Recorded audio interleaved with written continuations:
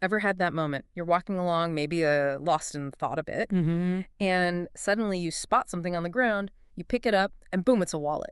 Oh, yeah. And not just any wallet, but one that feels, well, substantial, maybe even a little too full, you know? Right. What do you do? Exactly, what goes through your mind.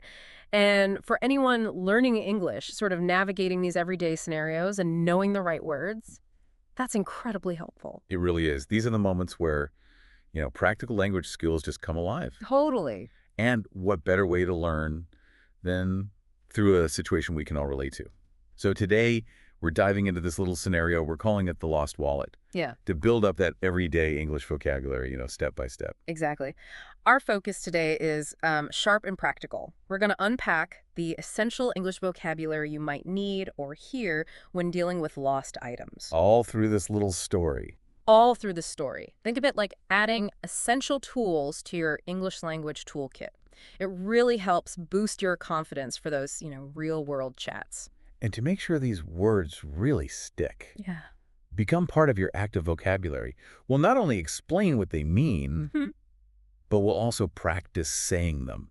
We'll even have a quick, fun quiz at the end to check your understanding. Oh, nice. It's all about getting comfortable, feeling confident, using these words. All right, let's jump right in then. The core of the lost wallet and the vocabulary it gives us.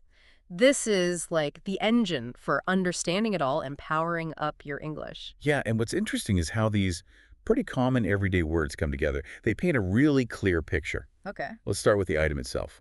A wallet. Right, the wallet. Basically, it's just a small case, Mm. for keeping your money and cards organized. Simple enough. You might hear someone say, he always keeps his wallet in his back pocket. Okay, got it. Wallet. And inside that wallet, one of the first things you'd probably look for is identification. Right.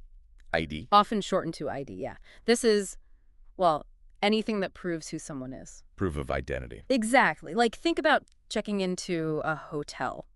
You usually need to show some form of identification, right? Absolutely. You need ID. And building on that, the scenario we're using involves a specific kind of ID, a driver's license. Ah, okay. This is that official card, the one that allows someone to, operate a vehicle. Sure. You might need to show your driver's license if you're renting a car, for instance. Makes sense. Another thing you might find in there, pretty common, is a business card. Oh, yeah. Those little cards. Yeah. Small card. It's got someone's contact details on it, name, job title, maybe a phone number, email. Professional info. Right. It's what someone might hand you after a meeting or just when they want to share their work contact stuff. Okay. Now let's shift a bit. Think about the person who lost the wallet. How are they feeling? Oh, gosh, yeah. The story mentions Mr. Lee was panicking. Panicking. That's a strong word. It is. It describes that sudden, really intense feeling of worry, anxiety. Right. Imagine searching everywhere for your keys and then just panicking because you can't find them. That's the feeling. Yeah, that knot in your stomach. And one big reason Mr. Lee might be panicking is because his wallet had his credit cards in it. Oh, definitely. Big reason to panic. Yeah. A credit card, though, it's that plastic card, lets you buy things now, pay later. Mm, Lots of people use their credit card for, everyday shopping. sure. And importantly, the wallet also had cash inside. Ah, actual money. Actual money, yeah. Cash, of course, refers to paper money and coins. Right. It's still useful, sometimes essential, to have some cash on hand. Some smaller places might prefer it or only take it. True, like that taxi example. Okay, Right. so Emma, in the story, she returns the wallet, which is great, and Mr. Lee wanted to offer her a reward. A reward. So what's that exactly? It's basically something given to someone as a thank you, right? For doing something helpful or kind. Gotcha. Like you might see a sign offering a reward for a lost dog or something. Exactly. And Emma's choice. She didn't take the money. This shows she was honest. Honest. A really important quality. It is. Being honest means being truthful, Yep. trustworthy, having integrity. People really value that. They do. And finally, we have the word belongings. Belongings. This is sort of a general term. It just means the things that someone owns, their possessions. Oh, wow, like your personal stuff. Yeah, you often hear announcements, maybe at an airport or station, reminding you to keep an eye on your personal belongings. Right. Don't leave your belongings unattended. Exactly. Okay, so just to quickly recap those words, we had wallet, identification or ID, driver's license, business card, panicking, credit card, cash, reward, honest, and belongings. That's the list. Yeah, these are really fundamental words for understanding this kind of everyday situation in English. Super useful. Definitely. Okay, so now that we hopefully have a solid understanding of what these words mean, the next step, practice. Yeah, making them your own is about actually saying them. This is where you get to, warm up those English-speaking muscles. Exactly. Repetition is just such a powerful tool when you're learning a language. It really helps. It does. So listen carefully. We'll say each word, followed by a very short definition, and then please repeat after me. Your turn to speak. Ready? Okay. Repeat after me. Mhm. Wallet. A case for money and cards. Identification. Proof of who you are. Driver's license. Official driving card. Business card. Card with contact details. Panicking. Feeling sudden worry. Credit card. Card for purchases. Cash. Paper money and coins. Reward. Something given in thanks. Honest. Truthful and trustworthy. Belongings. Thing someone owns. Great job. How did that feel? Fantastic. That practice is so, so important. Now, to really solidify what you've learned, let's do that quick quiz we mentioned. Right, the quiz. Based on the story and the vocabulary we've just covered, think of it as just a little mental workout. Reinforce your understanding. Precisely. It's a great way to see how well you've grasped the key elements, We'll ask a question. And then we'll give you the answer right away. Yep. Let's go. All right, first question.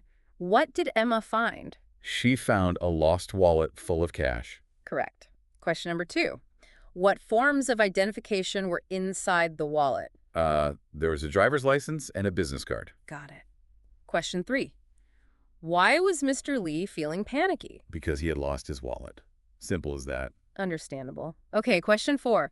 Where did Emma and Mr. Lee arrange to meet so she could return the wallet? They met at the coffee shop on Main Street. Right. Question 5.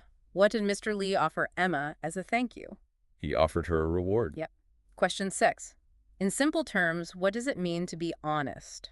Honest means truthful and trustworthy. Good. Question 7. What are belongings? Belongings are things that someone owns. They're stuff. Exactly. And finally, question 8. Why did Emma decide not to accept the reward that Mr. Lee offered? Well, the story says she was simply happy to help. Nice. So how did you do on that quiz? Hopefully it felt pretty good. Helped connect the vocabulary with our little story. Yeah, hopefully you had some aha moments there.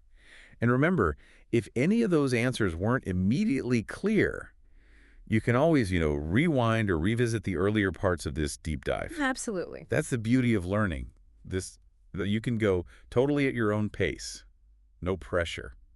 So just to wrap up, in this focused deep dive, we've really zoomed in on some useful English vocabulary, all related to finding a lost wallet. We defined the words Practice saying them. and even tested your understanding with that quick quiz. All within the context of that simple, relatable scenario. And by concentrating on these everyday words, practicing the pronunciation, you're really building a stronger foundation for your English conversations. Definitely. These are the kinds of words that just pop up all the time. They really do. So here's a little something to think about as you go about your day.